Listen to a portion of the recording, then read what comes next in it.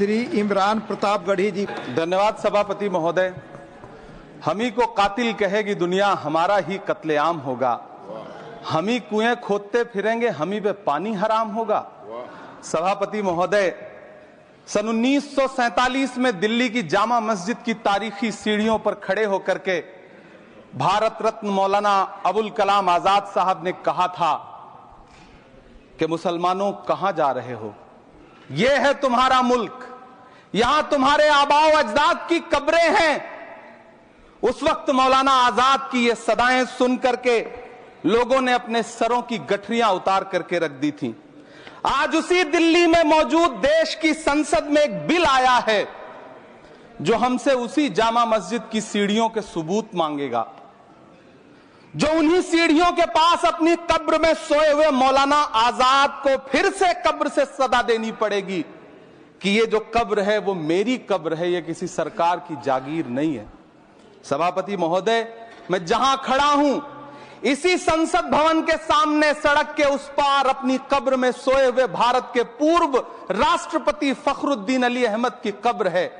शायद अब उस कब्र से भी सदाएं आए कि ये कब्र मेरी कब्र है, ये सरकार की जागीर नहीं है। सभापति महोदय, मैं वक्फ कानूनों में किए जा रहे संविधान विरोधी बदलावों के खिलाफ बोलने के लिए खड़ा हुआ हूं। संविधान का आर्टिकल 14 हो, 29 हो, 30 हो, चीख चीख कर कहता है कि देश में सब बराबर के हकदार हैं। आर्टिकल 26 कहता है कि सबको अपने अपने मजहबी कामों के लिए मंदिर, मस्जिद, गिरजाघर, गुरुद्वारों का निर्माण करने का हक है और उसका रखरखाव का भी हक है। लेकिन डॉक्टर बाबा साहब अंबेडकर के संविधान को हर दिन कुचलने वाली ये सरकार देश के मुसलमानों से नफरत में इतनी अंधी हो गई है कि खुलेआम देश की संसद में देश सरकार के माइनॉरिटी मिनिस्टर साहब और होम मिनिस्टर साहब झूठ बोलते हैं और देश को गुमराह करते हैं, झूठ शब्द असत्य बोलते हैं। सरकार ने इस बिल का नाम उम्मीद रखा है। मंत्री जी कल से इसे देश के मुसलमानों के लिए नई उम्मीद बता रहे हैं। नहीं मंत्री जी, न तो यह बिल मुसलमानों के लिए नई उम्मीद है और न ही उम्मीद की नई किरण। सभापति महोदय, भाजपा ने पूरे देश में वक्फ के नाम पर कई सारे झूठ फैलाए हैं। आइए आज उनकी सच्चाई पर बात करते हैं। वक्फ ट्रिब्यूनल को ऐसे बताया जाता है जैसे वक्फ ट्रिब्यूनल कोई मजहबी खाप पंचायत हो। सभापति महोदय, जबकि सच्चाई यह है कि वक्फ ट्रिब्यूनल भी तो सरकारी न्यायिक विभाग है जिसमें सरकार द्वारा नियुक्त जज होते हैं, जिसमें प्रशासनिक अधिकारी होते हैं, कहीं ऊपर से थोड़ी आ गए। सभापति महोदय, देश के गृह मंत्री जी ने इसी सदन में कहा कि वक्फ ट्रिब्यूनल के फैसले के खिलाफ कोई कोर्ट नहीं जा सकता, जबकि सच यह है कि वक्फ एक्ट 1995 की धारा 83(9) के तहत हाई कोर्ट वक्फ ट्रिब्यूनल के फैसले की न सिर्फ समीक्षा कर सकता है बल्कि उसे बदल भी सकता है। सच तो यह है कि वक्फ बोर्ड खुद अपनी जमीनों के लिए कई सारी कोर्ट में मुकदमे लड़ रहा है। सभापति महोदय, दिल्ली की जिन 123 संपत्तियों को लेकर कल माइनॉरिटी मिनिस्टर, होम मिनिस्टर साहब और अभी आदरणीय नेता सदन बात कर रहे थे, आइए उनकी सच्चाइयों पे भी बात करते हैं। 1911 में जब अंग्रेजी हुकूमत ने कोलकाता के बजाय दिल्ली को राजधानी बनाने का फैसला किया तो रायसीना हिल्स के चारों तरफ जो मुसलमानों की ढेर सारी जमीनें थी उनको एक्वायर किया गया और लुटियन को इसकी तामीर की जिम्मेदारी सौंपी गई। सेंट्रल विस्टा की तरह लुटियन जोन का मेगा प्लान तैयार हुआ, लेकिन उस वक्त के मुसलमानों ने उस वक्त की अंग्रेजी हुकूमत से अपनी इबादत गाहों को बचाने के लिए लड़ाई लड़ी। मामला ब्रिटिश गवर्नमेंट तक पहुंचा। तब यह तय हुआ कि वो जो धार्मिक स्थल हैं उन्हें जस का तस रहने दिया जाएगा। इंडिया गेट के बगल वाली मस्जिद हो, जाब्तागंज, सुनहरी बाग मस्जिद हो, पार्लियामेंट रोड वाली मस्जिद हो, ऐसी 123 संपत्तियों के मैनेजमेंट के लिए 1913 में मुसलमान वक्फ वैलिडेशन एक्ट बना और उसके बाद एक नया शहर बसाया गया जिसे लुटियंस जोन का नाम दिया गया। फिर 1943-45 के बीच एक और समझौता हुआ आजादी से पहले उसके तहत काफी सारी वक्फ जायदादों को सुन्नी मजलिस औकाफ बनाकर उसके अंडर किया गया ताकि उसकी देखरेख की जा सके। गृह मंत्री जी 2 दिन से सदन में जो बात कह रहे हैं वो दरअसल 123 संपत्तियां उसी सुन्नी मजलिस औकाफ के तहत आती है। सभापति महोदय, आजाद भारत आजाद हुआ। आजादी के बाद भारत में 1954 में वक्फ एक्ट लागू हुआ, जिसकी धारा 9 के तहत 1964 में केंद्रीय वक्फ काउंसिल का गठन हुआ। दिल्ली की वही 123 प्रॉपर्टीज को 1970 में सर्वे गजट करके गजट नोटिफाई किया गया। इसके निपटारे के लिए पूर्व प्रधानमंत्री इंदिरा जी के द्वारा 1974 में एक बर्नी कमेटी बनाई गई। बर्नी कमेटी ने 1976 में इन 123 संपत्तियों को दिल्ली वक्फ बोर्ड की संपत्ति होने की रिपोर्ट सौंपी। उस रिपोर्ट के आधार पर 1984 में कांग्रेस सरकार ने उन 123 प्रॉपर्टीज को दिल्ली वक्फ बोर्ड को सौंपने का फैसला किया, जिसके खिलाफ विश्व हिंदू परिषद कोर्ट गई। मामला 2011 तक पेंडिंग रहा। फिर 2011 में कोर्ट ने सरकार को आदेशित किया कि इसका निपटारा करो। तब 2013 में तत्कालीन यूपीए सरकार ने दिल्ली की उन्हीं 123 जायदादों को बर्नी कमेटी की सिफारिशों के मुताबिक वक्फ बोर्ड के हवाले किया। यही वो प्रॉपर्टीज हैं जिनके नाम से गृह मंत्री जी कल से कांग्रेस को कोस रहे हैं। फिर आई 2014 में भाजपा की सरकार, जो तब से इन जमीनों को हड़पने की साजिश कर रही है।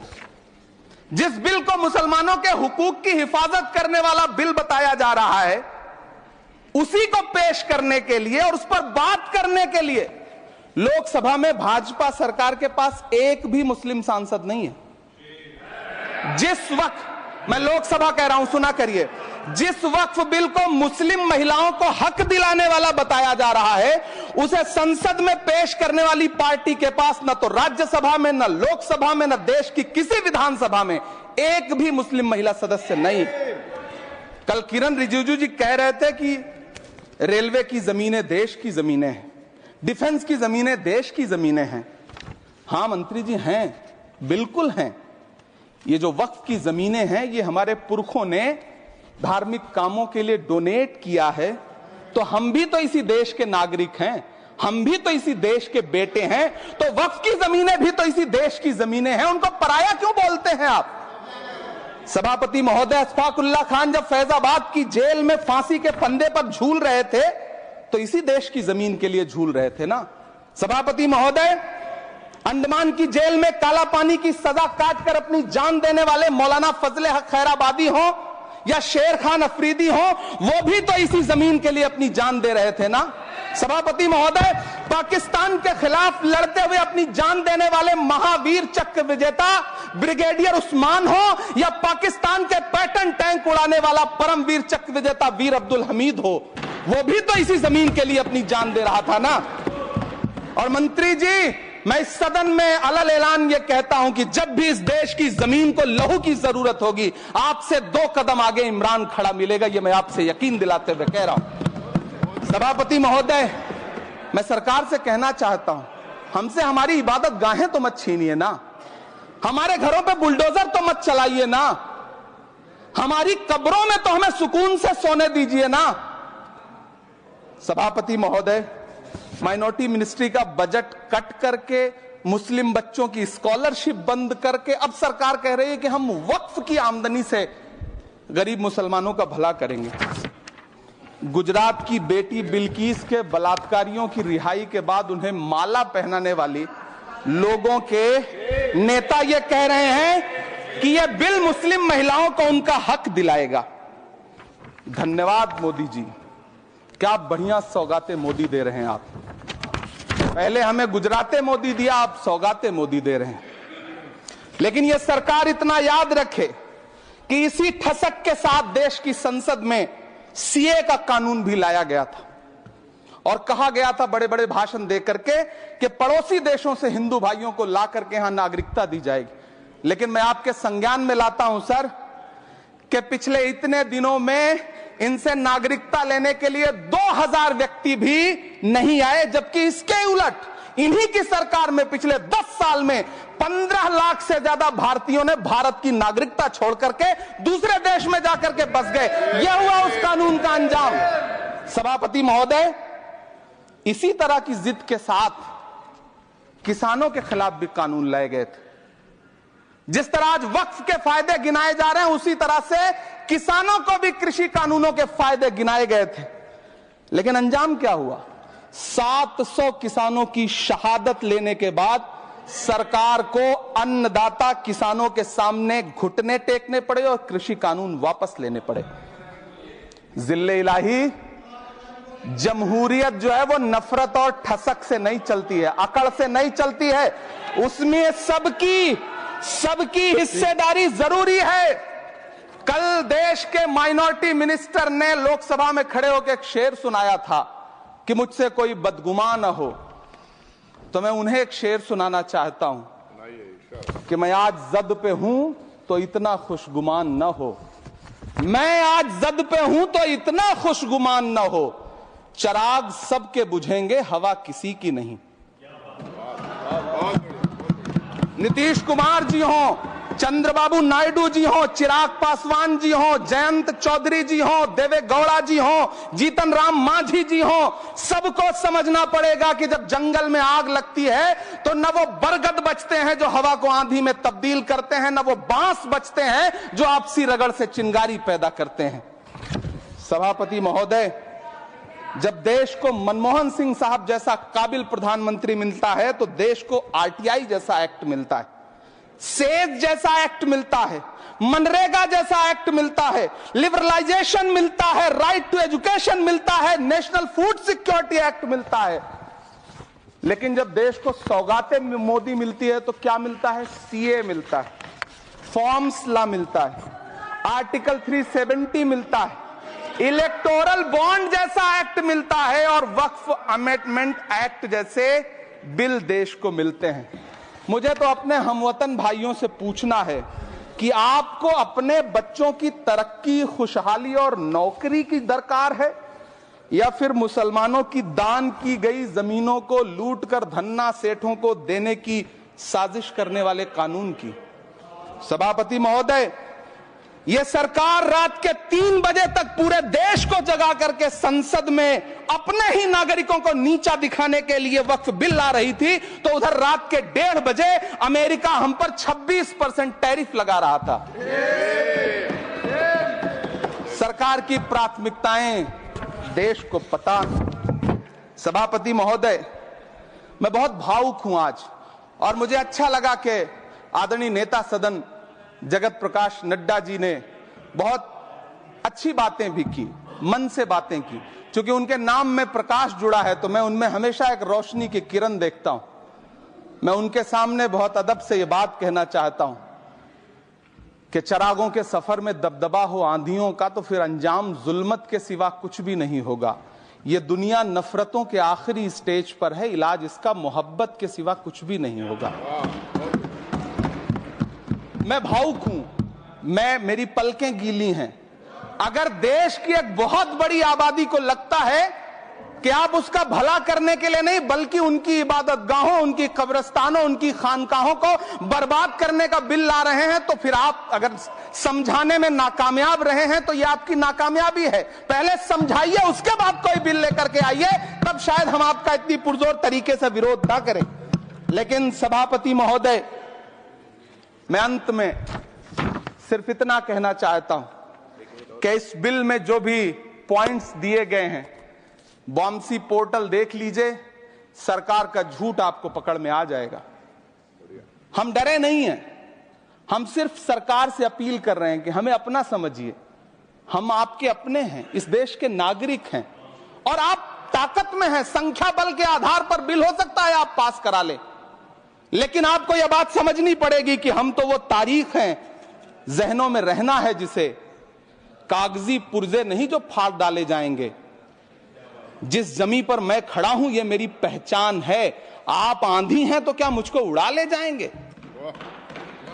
आपको यह बात समझनी पड़ेगी।